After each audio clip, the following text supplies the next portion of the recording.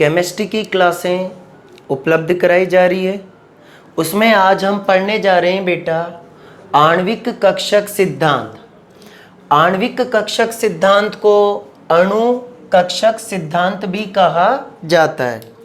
Short में इसको क्या कहा जाता है? MOT। ठीक है।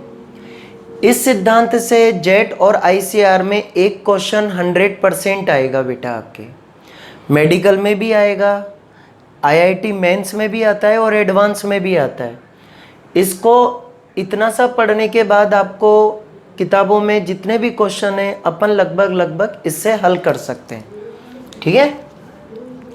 ये सिद्धांत जो होता है वो परमाणु क्रमांक 1 से 10 तक के लिए बनाया गया है।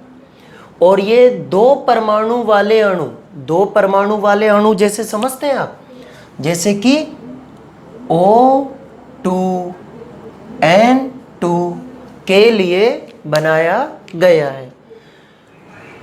परमाणु प्लस परमाणु, जब दो परमाणु आपस में जुड़ते हैं तो अणु का निर्माण होता है।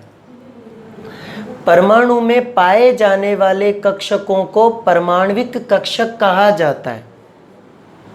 तो परमाण्विक कक्षक जब आपस में जुड़ते हैं तो आणविक कक्षकों का निर्माण होता है। ठीक है। परमाण्विक कक्षक आपस में जुड़ते हैं तो आणविक कक्षक बनते हैं। इसी चीज को चित्र के माध्यम से समझाया गया है। वो क्या कहते हैं? ये वाली लाइन परमाणु के लिए, ये वाली लाइन परमाणु के लिए। परमाणु में कक्षक परमाण्विक कक्षक, तो ये वाला भी क्या होगा बेटा? परमाण्विक कक्षक। जब ये दोनों रेड बॉक्स मिलते हैं यानी लाल डिब्बे मिलते हैं, क्या कहेंगे? परमाण्विक कक्षक आपस में जुड़ते हैं तो बनने वाले कक्षकों को कहते हैं आणविक कक्षक। आणविक कक्षक होते हैं दो प्रकार के, एक होते हैं आबंधी और एक होते हैं प्रतिबंधी। इनको आबंधी इसलिए कहा जाता है क्योंकि दोनों नाभिकों का आकर्षण बल ज़्यादा होता है, क्योंकि आबंधी कक्षक नाभिकों के निकट होते हैं। प्रतिबंधी कक्षक नाभिकों से दूर होते हैं। इनको सिग्मा स्टार पाई स्टार से दर्शाते हैं प्रतिबंधी को, आबंधी को सिग्मा और पाई से दर्शाते हैं। ठीक है बेटा। अब चित्र में देखो आप, चित्र में क्या बता रहा है कि आप जैसे जैसे नाभिक से दूर जा रहे हो, ऊपर जा रहे हैं तो प्रतिबंधी कक्षक दूर हो रहे हैं, जबकि पास में कौन है? आबंधी कक्षक।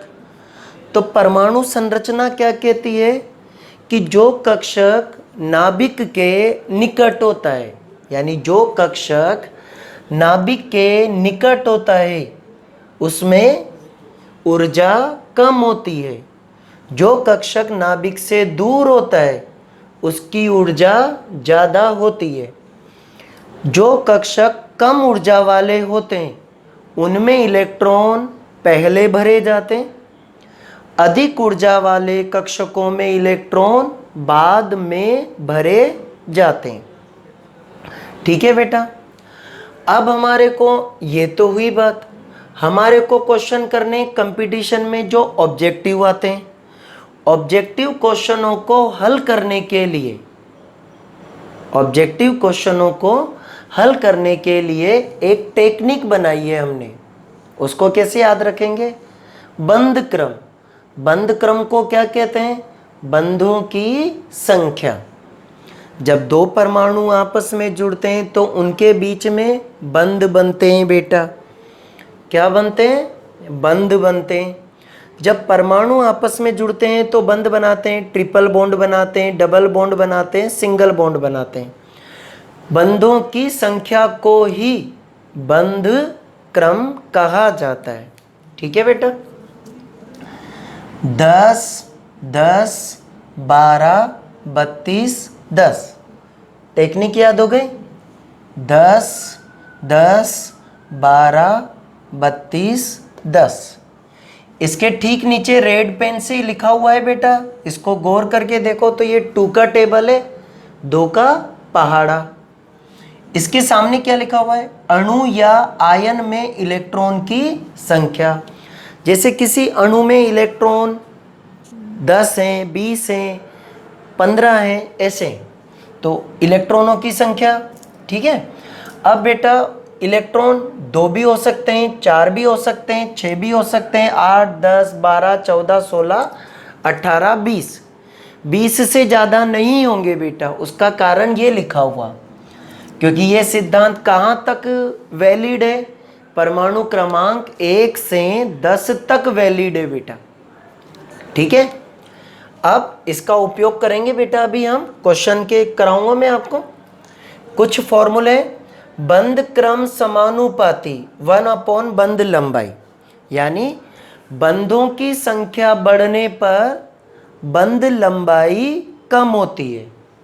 बंध क्रम समानुपाती स्थायित्व, बंधों की संख्या बढ़ेगी तो स्थायित्व भी बढ़ेगा। समानुपाती बंध ऊर्जा, बंधों की संख्या ज्यादा होने पर, है ना बेटा, बंधों की संख्या ज्यादा होने पर उस बंध को तोड़ने के लिए ऊर्जा ज्यादा देनी पड़ती है। इसे किसी जगह पर बंध ऊर्जा भी कहा जाता है, यह वियोजन बंध ऊर्जा भी कहा जाता है। लिख देता हूं बेटा, वियोजन बंध ऊर्जा। क्लियर। बंध क्रम समानुपाती 1/, क्रियाशीलता, बंधों की संख्या बढ़ने पर क्रियाशीलता कम होती है। इसका उपयोग अभी अपन सवाल करने में करेंगे। अणु कक्षक सिद्धांत कहता है कि दुनिया में कौन सा अणु संभव है और कौन सा अणु संभव नहीं है, यह हमें पता कैसे चलेगा? तो उन्होंने बताया, आबंधी इलेक्ट्रॉनों की संख्या ज़्यादा हो और प्रतिबंधी इलेक्ट्रॉनों की संख्या कम हो तो अणु स्थायित्व होगा, यानी संभव है।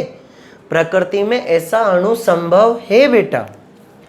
अगर इसका उल्टा हो जाए कि प्रतिबंधी इलेक्ट्रॉन ज़्यादा और आबंधी इलेक्ट्रॉन कम हो जाए तो अणु संभव नहीं है, यानी काल्पनिक है।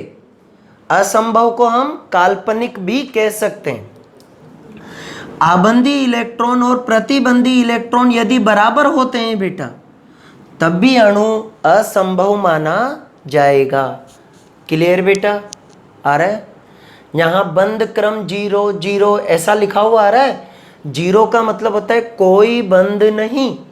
जब कोई बंध नहीं बनेगा तो प्रकृति में अणु संभव नहीं होगा। क्लियर बेटा? बंध क्रम धनात्मक हो तो अणु संभव है, बंध क्रम अगर 0 है तो अणु संभव नहीं है। इसको कुछ किताबों में बेटा क्या कहा जाता है? काल्पनिक। तो कुछ अणु काल्पनिक हो सकते हैं, यानी उनकी कल्पना कर सकते हैं, बस वो प्रकृति में संभव नहीं है। अगर बंध क्रम ऋणात्मक आया तो भी अणु संभव नहीं है। अब कुछ सवाल तो आते हैं बेटा इसके, कुछ आते हैं बंध क्रम के और कुछ आते हैं चुंबकीय गुणों के। क्लियर? चुंबकीय गुण क्या होते हैं थोड़ा मैं समझा देता हूं। भौतिक विज्ञान के अनुसार जब चालक तार में, चालक तार जैसे कि जो वायरिंग होती है घरों में, जब चालक तार के अंदर इलेक्ट्रॉन बहते हैं, इलेक्ट्रॉन बहते हैं तो इलेक्ट्रॉन जब गति करता है तो उसके चारों ओर चुंबकीय क्षेत्र डेवलप होता है बेटा, उसे हम चुंबकीय गुण कहते हैं। क्लियर? तो क्या परमाणु में भी तो नाभिक के चारों ओर इलेक्ट्रॉन गति करता है बेटा? जब तार में इलेक्ट्रॉन गति करता है तो चुंबक के गुण उत्पन्न होते हैं, तो परमाणु में भी तो इलेक्ट्रॉन गति कर रहा है, सेम पैटर्न हो गया ना। तो परमाणु में भी चुंबक के गुण पाए जाते हैं बेटा। चुंबकीय गुणों के सवाल होते हैं। अनुचुंबकीय और प्रतिचुंबकीय। जो चुंबक की तरह व्यवहार करते हैं उनको अनुचुंबकीय कहा जाता है, और जो चुंबक की तरह व्यवहार नहीं करते उनको प्रतिचुंबकीय कहा जाता है। लेकिन हमारा मकसद फिर वही है, सवाल करना, ऑब्जेक्टिव सवालों को हल करना। तो एक टेक्निक है बेटा, यदि किसी अणु के पास 10, 16 और विषम संख्या में इलेक्ट्रॉन होते हैं, 10, 16 और विषम संख्या में इलेक्ट्रॉन होते हैं, तो उस अणु को अनुचुंबकीय कहा जाएगा। यदि उस अणु के अंदर इलेक्ट्रॉन सम संख्या में होंगे, 10 और 16 को छोड़कर बेटा, क्योंकि 10 और 16 किसके अंदर आ चुका है? अनुचुंबकीय के अंदर आ चुका है। अगर हम यहां पर सम संख्या में देखें, जैसे कि 8, 2, 6, 10 को नहीं लेना, 12, 14, 16 नहीं आएगा बेटा, 18, 20, अगर ये आता है तो आपका अणु कैसा होगा? प्रतिचुंबकीय। अब आपको ये टॉपिक पढ़ा दिया, अब बारी आती है क्या हम इस टॉपिक से क्वेश्चन हल कर सकते हैं क्या? तो आपको मैं क्वेश्चन हल करके बताता हूं बेटा। पहला क्वेश्चन देखो, आराम से समझो। O2N2 C2 में बंध क्रम, यानी मुझे क्वेश्चन में क्या बताना है? O2 C2 N2 में बंध क्रम बताना है। चलो चेक करते हैं। O2 N2 C2, O2 का मतलब हमें पता है कि 2 ऑक्सीजन परमाणुओं से मिलकर बना है, तो O+O। क्लियर? एक ऑक्सीजन के पास कितने इलेक्ट्रॉन होते हैं? 8। तो दूसरे के पास भी कितने इलेक्ट्रॉन होंगे? 8। 8 और 8 कितने हुए बेटा? 16 इलेक्ट्रॉन। 16 ये क्या बता रहा है? इलेक्ट्रॉनों की संख्या। 16 के ऊपर कितना नजर आ रहा है? 2। तो ऑक्सीजन में बेटा answer bond order, bond order कितना आया? 2। अर्थात O2 के अंदर बंधों की संख्या 2 होती है। अब हम N2 की बात करें। N2 का मतलब कितना हो गया? 7 और 7। नाइट्रोजन का परमाणु क्रमांक कितना? 7। 7 और 7 कितने हुए बेटा? 14। तो 14 इलेक्ट्रॉन। तो 14 के ऊपर कितना आ रहा है? 3। तो आंसर आ गया बेटा बंध क्रम बराबर 3। अगला सवाल C2 का। C2 मतलब कार्बन का परमाणु क्रमांक होता है बेटा 6। 6 टोटल हो गया 12। 12 का मतलब कितना है? तीर के ऊपर 2। तो इसका मतलब इसमें 2 बंद होने चाहिए। एक और क्वेश्चन कराते हैं बेटा, ठीक है? अगला क्वेश्चन, निम्न में से अनुचुंबकीय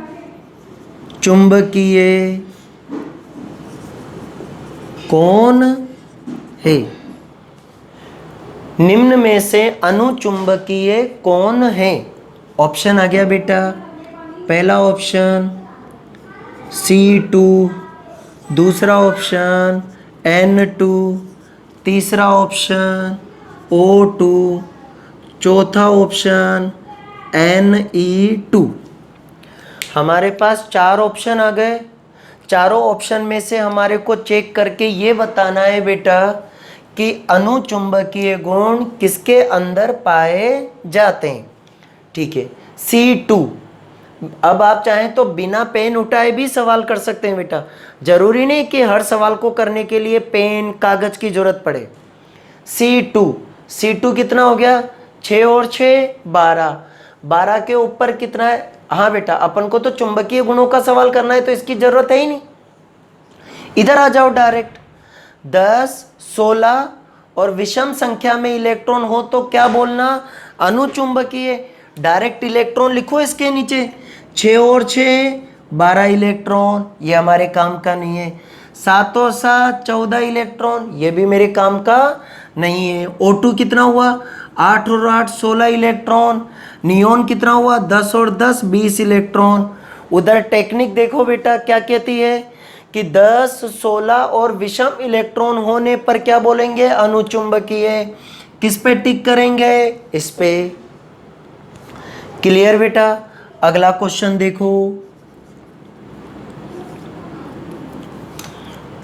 अगला क्वेश्चन क्या कहता है, O2 +1 O2 +2 को